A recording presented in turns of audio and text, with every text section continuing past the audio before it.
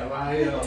One of my first friends that I made when I moved to Fayetteville back in, what year did we, 99. And having been a former Rotary Club member, I joined the Rotary Club when I lived in Gunnison, Colorado in the 70s. Then I moved to Vermont and I got involved with the Rotary Club there.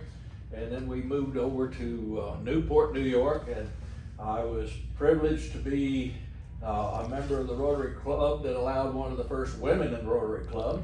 And so my roots go back a long time. So when I moved to Lincoln County, I immediately cornered Bill Newman and some others and said, I've always been a member. And one of those people was Doug Schoenrock, that was a member of the Rotary Club. So I guess I've known you since 1999. And he is let me give you a little bit more for Doug's benefit. When they moved the Ducks Unlimited from New York to Memphis. Chicago to Memphis. Yeah, Chicago to Memphis. My dad was a dentist in Memphis, and he ran in pretty high cotton. There were some pretty influential people there, Barry Brooks and Doug Strong, and some people that were very influential in bringing Ducks Unlimited to Memphis. And so Doug and I have roots that go far back to one another, but when he and I went duck hunting, I guess it wasn't this past year, it was a year ago, we went down to a little town in Mississippi. It's not Columbia, what's the name? Clarksdale? No, it's I not, can't remember. Charleston, Mississippi. I didn't know there was a Charleston, Mississippi. And we enjoyed the hospitality of Ronald Robertson. Yeah, Ronald. And you drive up to this place and there was just this, looked like an old tin building, looked like a big commercial. They used to process catfish in that building, but boy, when you walked inside, it was plush, wasn't it? Was. So with that, I'm gonna introduce Doug. Of course, most everybody knows Doug since he's, was a former member of the Rotary Club. So Doug, if you don't mind, give us a little. Appreciate that. So I have some notes just I don't miss topics, but hey, David. How you doing, Doug? And I want to leave time for questions too, because it's obviously I can talk about Ducks Unlimited for 24 hours. It's been a passion of mine for a long time, and some of you may remember when we had an event in Fayetteville many years ago. We had a committee, and at that time there were 6 members in Lincoln County, and we had 250 people at that event. Everybody that came to that event became a member. It was part of the ticket. So we went from 6 to 250. So I got all these awards in the state about, increase in membership. And then I was what's called an area chair at that time. And that was way back in the early 2000s. And since then, I've been on the board and so those of you who know me, and I've known Lucy since I was this high, and Lucy remembers me being in the Tempo magazine, or me being in the paper shooting something, or a deer, or a turkey, or trapping and taking my furs down to Mr. Sugg at Harlow downtown, and so I spent my childhood killing stuff, growing up, catching salamanders, freezing them in milk cartons for bait, and only to have mom thaw them out for dinner the next night, and that was supposed to be fish, but instead it's salamanders. But so I learned a motto in Rotary many years ago, and it's service above self. And I tried to, with my career, we needed to move to Huntsville. I needed to be closer to an airport, and we did. So we sold our home here. We still kept our farm here, and we moved to Huntsville, and we've been there for 12 years now, or something like that. Wow. But I got more involved with Ducks Unlimited as a way to give back. And I'm a volunteer, and I guess they ran out of things to do, but I ran the Marketing Communications Committee, I ran the Corporate Relations Committee, I ran the Youth and Education Committee. Ducks Unlimited is an organization that's about 1 million members. We currently run revenues of about $350 million a year. And we have 4,500 events per year, and those are executed by about 30,000 volunteers per year. And this year we'll conserve 850,000 acres in the United States alone. And when I say conserve, that means. Say that again so everybody understands. We'll conserve 850,000 acres.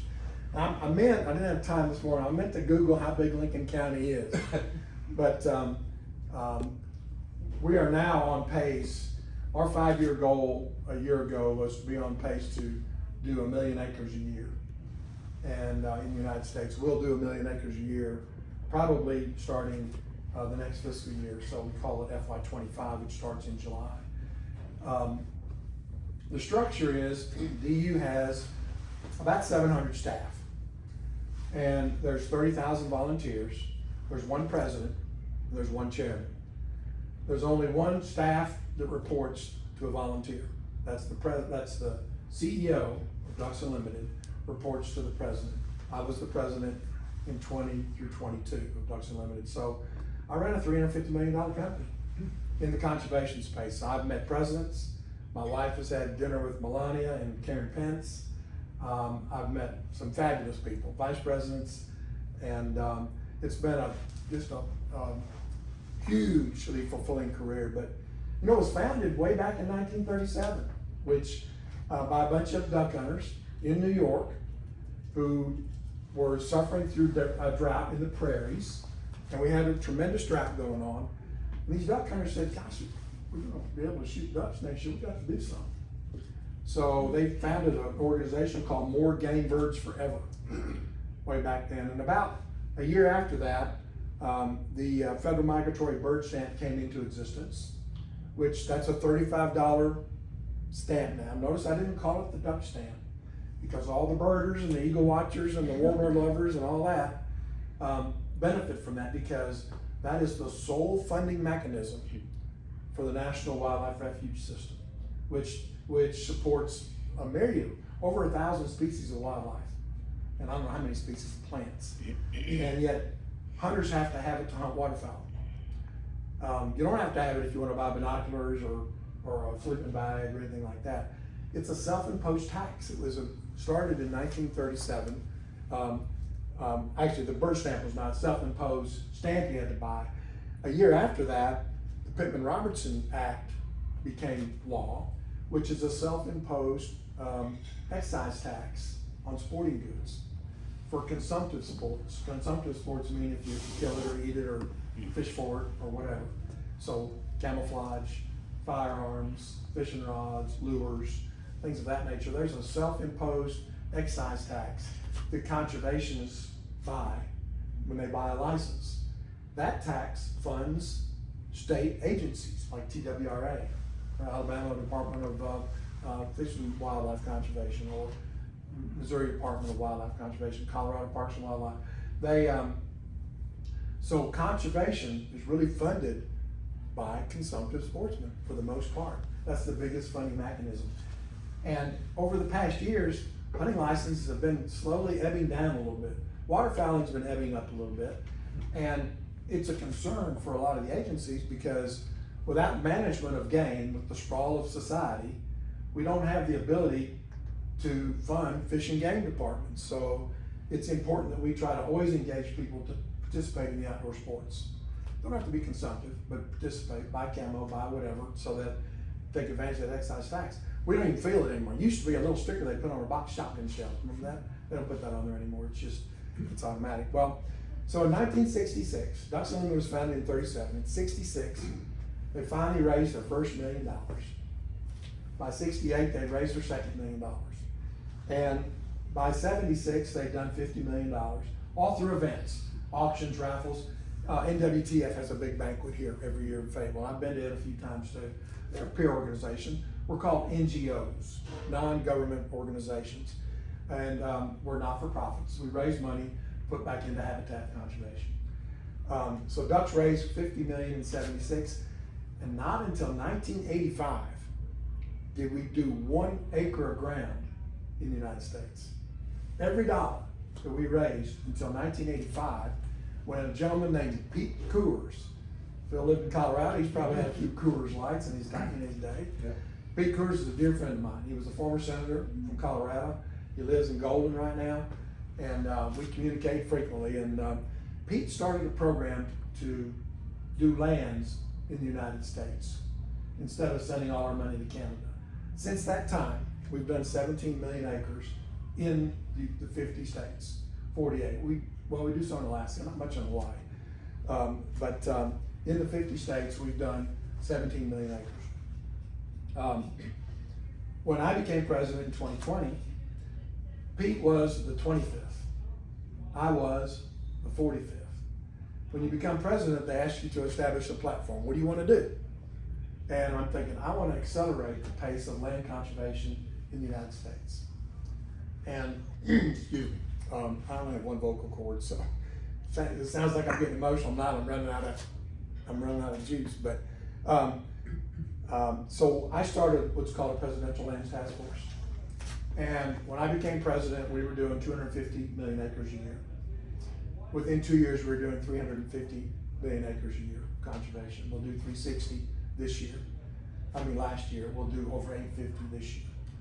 Somebody will say, wow, you went from 360 to 850,000 acres.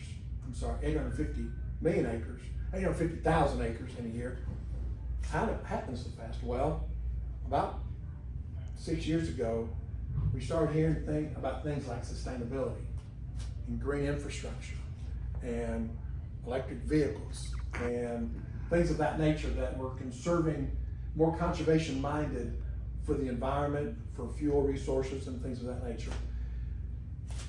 6 years ago, all of the wetland work, the 17 million acres that Ducks Unlimited had done, got reclassified as green infrastructure.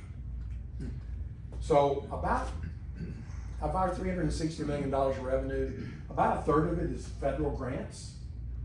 When that happened, it opened us up to more federal grants that were not just to support waterfowlers or waterfowl refuge, but to help a soybean farmer farm the best and leave the rest in conservation lands. So it helps ducks, it helps turkeys, it helps pheasants, it helps deer. And so there's been a flood of what I call green money. Green money meaning it goes into habitat infrastructure coming from Washington. And shame on an NGO like Ducks Unlimited. When that started, we had 500 employees. We now have 779. We hired a new CEO, all with the goal that we wanted him to be an elephant killer. We hired him when I was president. I didn't care if he knew everybody's name walking up and down the halls. I wanted him to go out and land a big fish because I knew this flood of money was coming from DC. Shame on DU if we had a grant to improve property and we couldn't field it. We didn't have the engineers, the biologists, the conservation people on the ground in the states to execute the habitat work that needed to be done. So that was a good move, thank goodness, because I had my fingers crossed. I didn't know, but I had a sense. And so now we're pacing at 850. We'll do over 1 million. Our goal is to do 1 million a year, every year. That's our 4-year goal out from now. And to be a $500 million organization, $500 million of fundraising a year. One little known fact that Phil probably has heard, another thing we've done that you don't hear anything about in the United States because it's all in Canada. It's called the boreal forest. You ever heard of the boreal forest? The boreal forest is the biggest green tree earth biome in the world. It spans from Alaska, coastal Canada, all the way to Atlantic Canada, across the northern tier of Canada. We've conserved in permanent habitat that'll never be developed 1 billion acres. By May 25th of this year, we'll have 1 billion acres. And we did that not by getting dirt under somebody's fingernails, like we do in the United States. We do that by working with tribes, indigenous people. Canada has a big indigenous restitution program going on right now. You go to there's a Ducks Unlimited Canada, sister org to us, has nothing to do with us, separate P&L, all that. Before every meeting you go to in Canada, whether you're an NGO or with the government, there's an indigenous statement that recognizes the indigenous peoples of that nation and that we're on tribal land, basically at all times, anytime you're in Canada. So we staffed up with people who know how to speak with land usage priorities and work with the indigenous tribes across northern Canada to take this 100 million acres that this tribe owns, and a tribe, I say tribe because that's what we relate to in the United States. You don't say tribe in Canada. But this tribe owns 100 million acres. They want to keep 20,000 of that, or 20 million of it for extraction, oil, minerals, shale, whatever they extract. They want to do another 20 million for development. And they want to do 80 or 60 million in permanent conservation. That's what we help them with. We help them with the land planning for that. So 1 billion acres in the Boreal, which is pretty cool. You won't hear much about that, but what you will hear about a year ago in New York Times and Wall Street Journal, there was an article about the state of the birds. It was called The State of the Birds. You can Google it, just Google State of the Birds. And it's going to talk about in the last, I think 20 years, we've lost 3 billion birds in the United States. 3 billion. So the birds, you know, that start showing up here in February because they've been down in Cancun over the winter, and they start coming back up here. The warblers are coming through, the cardinals come through, start seeing the robins again. They're all called neotropicals because they go to tropical areas to winter, and they come back. And so 3 billion birds less than there were 20 years ago. And the article goes on to say, except for waterfowl. And then it goes on to say it's because of the work of organizations like Ducks Unlimited and the habitat work that they do. So we're a habitat organization. Most people think we're a bunch of duck hunters, and we are. We like duck hunters. But my analogy was, if we try to stay a duck hunting organization only, there's about 2 million federal migratory bird stamps sold every year. Okay, so that's the duck stamp we talked about at first, right? About 2 million of them sold a year. We've got about 1 million members in the union. So we're chasing a target audience of about 2 million people. Well, gosh, what else do wetlands do that would attract people who aren't duck hunters? How about every drop of water in a glass or in that picture, or starts with that T, starts with a wetland? Gosh, everybody likes water, right? So let's take our US goal from 2 million people to 300 million people. Let's make it bigger. Let's start appealing to the soccer parents who want to have Junior have a good bottle of Gatorade on the field, because it all starts with a wetland eventually.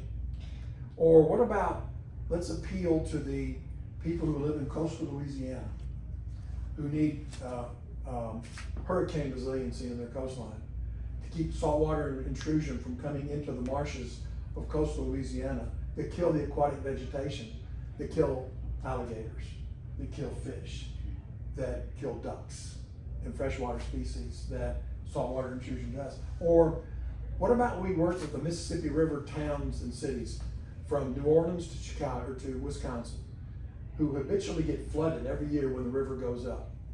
Why don't we build some Mother Nature's kidneys around those flood areas to absorb floodwaters and keep them from running down Main Street?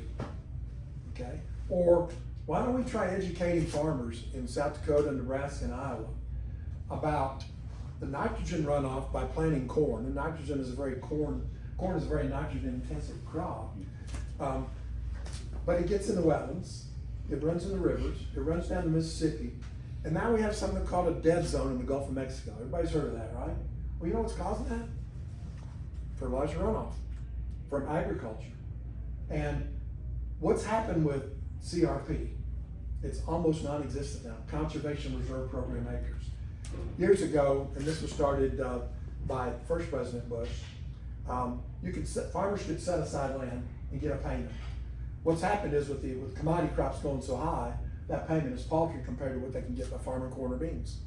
So CRP sign up, and you had to enroll for 10 or 15 years, has dwindled over time. And I was with Sonny Perdue last week, former Secretary of Agriculture, ex-governor of Georgia, now the Chancellor from the University of Georgia. And Sonny tried to get a startup. He was Secretary of Ag under Trump.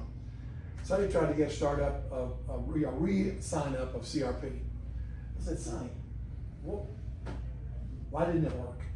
He said, I couldn't compete with corn. I couldn't compete with $13 beans or $8 corn.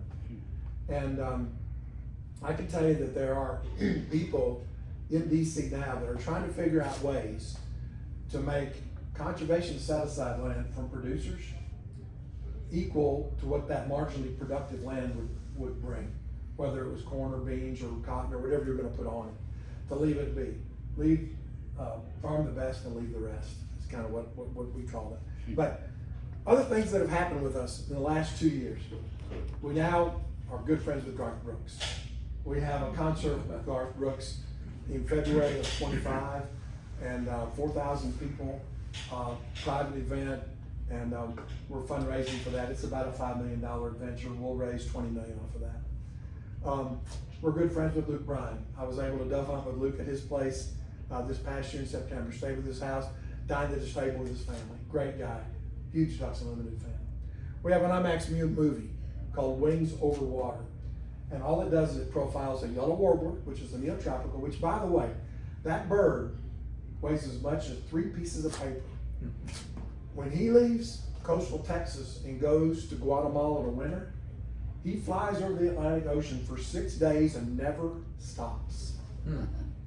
Profiles that bird. We profile Samuel cranes, and we profile mallards. And we did this using IMAX magic, where how are you going to chase a yellow warbler that weighs 3 pieces of paper weight? How do you can't put a backpack camera on that bird and it'll fall. We found a bird that hates yellow warblers. We didn't. The producers of IMAX did. And we put a backpack camera on that bird. And then we went to a place where there were a lot of yellow warblers. It was in the jungles of Central America. And they turned these birds loose that were trained with backpack cameras, and they chased warblers around. And so we have footage of something that's chasing a yellow warbler. Otherwise, you'd never get that bird in flight. And so the magic of IMAX, we had trained mallards flying in flocks with wild mallards. We had trained Samuel cranes flying in flocks with wild Samuel cranes. To get that, and then to see it in a 3-story IMAX with surround sound is phenomenal. So if you get a chance to see it, the closest it was here was in Birmingham for a while, but it's going to be around. We have streaming rights starting in July, so we'll also be streaming it. But we're doing 2 more. We're going to do the Perils of the Great Salt Lake, which is drying up. The state of Utah is going to build an IMAX theater on the lake. Then we're going to do a landscape in peril that profiles the Louisiana coast and the erosion that's happening with hurricanes. And then we've been asked to do one on the Chesapeake Bay area. I'm interested in the Chesapeake Bay area mainly because most of our friends in Washington live around the Chesapeake Bay. And if we can do some projects closer to their home, we might get more money to do more conservation work elsewhere. So that's kind of what DU does. My job as the chairman of the board, as president, was to be a cheerleader. I went around the country to many of those 4,500 events. I've been in probably 45 states in the last 4 years doing this type of thing, talking at evenings of conservation, going to banquets, doing keynote addresses, testified before Congress 4 times in the last 3 years about wetlands initiatives, about to go back up and do it again. I was talking with Mike Johnson just a few weeks ago. We're embarking on a new farm bill. And that farm bill has a huge conservation title of about $100 million. $100 million is what we're trying to get out of that.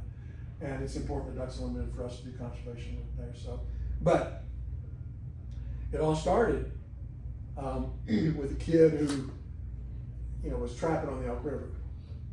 And so the message is that if you have a passion, you can follow it. And I still work. I still have a day job. I sell hush puppies. I give some away to charity groups like Purple Fish. And I run sales for the whole country for that company. I live in Huntsville, and usually I'm on the road 3 or 4 days a week between ducks and food stuff. I brought a few things for you. I brought a couple of magazines. I'll be back over there, Don. All right. I brought our annual report from last year, and then that looks like this. Okay. Then I also brought we have a regular magazine for duck hunters that comes out every 6 times a year. Phil probably gets that one. This is a new magazine that we do once a year. It's called Wetlands America. There are no camo ads, no shotgun ads, no ads in this period. This talks about things we do through wetlands that benefit so many other parts of society. And those things, we talked about flood mitigation, we talked about coastal resiliency, we talked about nutrient absorption, we talked about the importance of fresh water. Every class of fresh water starts with a wetland. And we talked about, obviously, recreation. We all like to go to the lake. We all like to float the river. We all like to fish if we can. And then we also talked about how wetlands are really Mother Nature's kidneys. And Lucy, you grew up on a farm. You know that if you had water standing in the field, it wasn't running off in the creek and eroding those banks. But there comes a point in time where that water standing in the field prevented you from getting a harvest off that part of the field. And so it's kind of a trade-off. And we're trying to work with private landowners. We do a lot of work, the majority with private landowners, to try to help educate them. Our ag programs are phenomenal right now. Our rice program, we just signed a memorandum of understanding with National Cattlemen's Beef Association, NCBA, and with Certified Angus Beef to work on pasture rotation, and especially to work on pasture rotation in Canada, where a duck called a pintail nests in hay fields. And all we're trying to do is convince those hay farmers to cut their hay with 8 inches instead of with 4 inches, because they'll run over pintail nests at 4 inches and kill the pintails. Pintails are they call a shy nester. A mallard, if she gets disrupted on her nest by a coon or a skunk or something, she's gonna try 3 or 4 times again. She's a very prolific nester. Pintail, it's one and done. And pintail is one of those imperiled species that if we can change a few ag practices, we can really help that breeding habitat when pintails breed in Canada. So again, just leave 3 or 4 inches on your hay cut so that you don't kill that nest, you'll run right over it. And some producers are doing that, so thousands of stories like that about what we can do. And I'm gonna stop there and just take any questions that y'all have, and honored to be here. Would be honored to come back. Don't kick yourselves for having small numbers. When you had COVID, you had no numbers, right? Probably didn't even have meetings, did you? That's true. We canceled 4,200 events. The day I became president of Doug Schoenrock, I was a COVID president. We usually have a national convention of 2,000 people. We didn't have one my 2 years as president. And we pivoted to virtual events. I'm not suggesting Rotary do that, but within 3 weeks we pivoted to virtual. We thought we were going to lose about $40 million of revenue by not having in-person events. We made $38 million of revenue off virtual events during that time. So when a lot of other organizations were curled up in the fetal position in the corner, stuck in their thumb, we didn't do that. We just pivoted, went to virtual, and kept on going. So when we emerged from COVID, as Rotary has emerged from COVID, we're still there, and you will grow. There's a lot of competition on people's time, especially in service organizations. And there's a demographic of younger people that Ducks Unlimited, Rotary, turkeys, everybody needs to work on. Kiwanis, Civitan, who don't have a service mentality. And I don't know why that is. You know, they've got a lot of priorities, okay? Everybody's got phones, they're working longer hours, their kids are involved with 12 sports, they have church activities, there's a lot of demands on their time. So be patient with that. It's everybody's experiencing this. It's not just Rotary, okay? We used to have 45,000 volunteers at DU. We have 30 now. Okay, so now we're making good revenues, but we're doing it because we're gonna have a big green flow of dollars coming in. So don't kick yourselves about attendance. I think innovation is important. Try to figure out ways to grow. And I like the size of the membership drive. That's pretty cool. Any questions? Tell us about your real job. So, I've been in the food business. I went to UT, got a master's in food science, and worked for Sara Lee for 22 years. After 22 years of that, one of our presidents left, and I was facing a move to either go Cincinnati to Chicago, and I had a position that reported to me in the South. And that position called on Chick-fil-A, Hooters, and Crystal. And I took that job and moved back to Fayetteville. And so, did that for a few years, and then one of our presidents had left from Bryan Foods and bought a little company out of bankruptcy. It was a hush puppy business. Small company, a couple $1 million at that time. We'll do 60 this year. We just sold to private equity about 8 months ago. So now instead of having one boss, I have 7. And I've never worked harder in my life on that side of the spectrum. And they're all spreadsheets and all that kind of stuff, because they just want you to raise money and turn around and sell it again if they can. So that's what I do. So I run sales for the whole country. We make 4 million hush puppies a day. So if you line them up, they go from here to Nashville, one by one. Okay. We are a net user of oil, so we don't have to clean out our fryers. We have 2 60-foot fryers. We're par fried, frozen. Gerald's carries them. We're a net user of oil. We pick up a little bit of oil, so when I'm at a trade show and I see the oil guy, I tell him I'm your best salesman, because every hush puppy leaves in that bag with a little bit of oil on it, We have a lot of side dishes as well, and it's a small company, so about 70 employees. But I want to give some credibility and get off Savannah for a minute. We have a partnership, for example, with Phil. Phil has been a huge Ducks Unlimited fan, Phil and Connie have for a long time. And Phil makes his way to many state conventions where he'll show his wares, he'll donate signed bottles, they'll auction them off, and that bottle that you might buy at Strong Brothers for $45 might bring $250 at an auction with Phil's signature on it. And so that's important. So we have a lot of corporate partners like Phil, but few like Phil who get in his car and drive to all these events and do that on his own nickel.